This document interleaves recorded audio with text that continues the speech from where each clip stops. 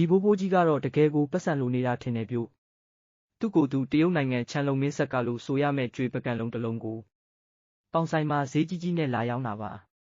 ဦးပြောင်ကြီး Rick တေချာကြည့်လိုက်တဲ့အခါမှာတော့စိတ်ဝင်စားသွားပါတယ်ဒီပကံလုံးကပုံစံလေးကလည်းအရန်ကိုခန့်ညားထဲသွားသလိုစိမ့်ဖန့်ဖန့်ကြွေရည်တုတ်ထားတာကလည်းကြောက်စိမ့်လိုပဲကြည်လင်နေပါတယ်ပကံပေါ်မှာပွင့်နေတဲ့ကြာပန်းပုံလေးတွေကလည်းရေငှက်လေးတွေနဲ့အတူအသက်ဝင်နေတဲ့အတိုင်းပါပဲကြည့်လိုက်တာနဲ့တင်ဒါဟာတကယ်အဖိုးတန်ပစ္စည်းဆိုတာသိတာပါတယ်ဒါနဲ့ဒါကိုဘဲကရလာတာလဲလို့သူအလောတကြီးမေးလိုက်ပါတယ်ထောက်သည်တန်မဏိနွားပြောပြတာကတော့ဒီပကံကိုလွန်ခဲ့တဲ့အနှစ်90ကရှေးဟောင်းပစ္စည်းအယောင်းဆိုင်တစ်ခုမှာဝယ်ခဲ့တာပါဘလောက်ပေးခဲ့ရလဲဆိုတာမမှတ်မိတော့ပေမဲ့ဒါဟာချန်လုံမင်းဆက်ကပစ္စည်းဆိုတာပဲသူမှတ်မိပါတယ်ပကံအောက်ခြေမှာလဲစာရွက်အသေးလေးကတ်ထားတာကိုတွေ့ရပါတယ်အဲ့ဒီမှာ1936ကနေ1909 15ခုနှစ်ဆိုတဲ့စာသားနဲ့ချန်လုံခဲလွန်ဆိုတဲ့အင်္ဂလိပ်စာလုံးပါနေပါတယ်ဦးပြောင်ကြီးကသူဟာတရုတ်ကြွေထဲတွေကိုအရန်သဘောကျတယ်လို့ပြောပါတယ်အဲ့ဒီခေတ်တုန်းကအပူချိန်တိုင်းကိရိယာတွေလျှက်စစ်ပစ္စည်းတွေမရှိသေးဘူးလေဒါပေမဲ့တရုတ်နိုင်ငံဟာဒီလောက်လှပတဲ့ကြွေထဲတွေကိုဖန်တီးနိုင်ခဲ့ပါတယ်ဒါဟာသိပ္ပံပညာထက်အမှုပညာလို့ပြောရမှာပါသူသိထားသလောက်ဆိုရင်တော့ချန်လုံမင်းဆက်ဟာတရုတ်ကြွေထဲလောကရဲ့အထွတ်ထိပ်ကာလပါပဲလှုပ်ဆောင်တဲ့နည်းပညာတွေကလည်းစိတ်ကူးရင်လို့တောင်မရတော့အောင်ခက်ခဲပါတယ်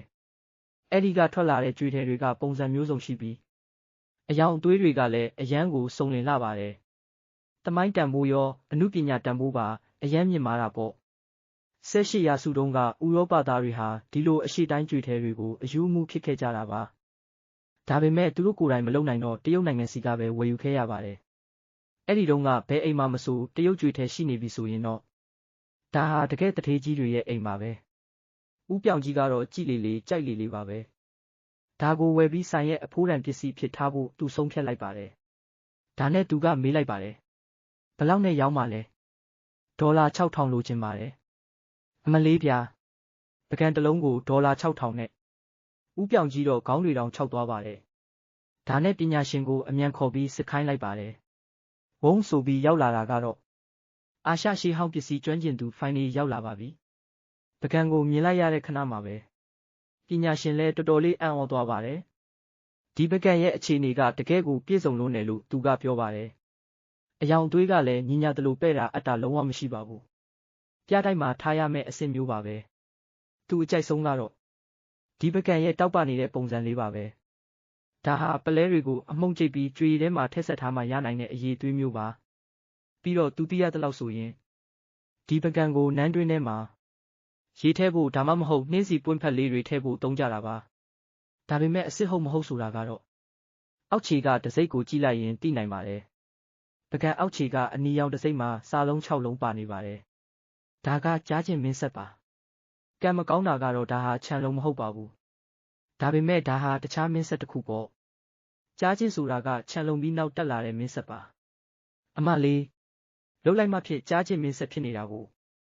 ဒါပေမဲ့တော်သေးတာကတော့ပစ္စည်းကအစ်စ်ဖြစ်နေတာပါပဲဦးပြောင်ကြီးကတော့တန်မိုးကိုပဲသိချင်နေပါတယ်ဒါဆိုရင်ဘယ်လောက်တန်မလဲ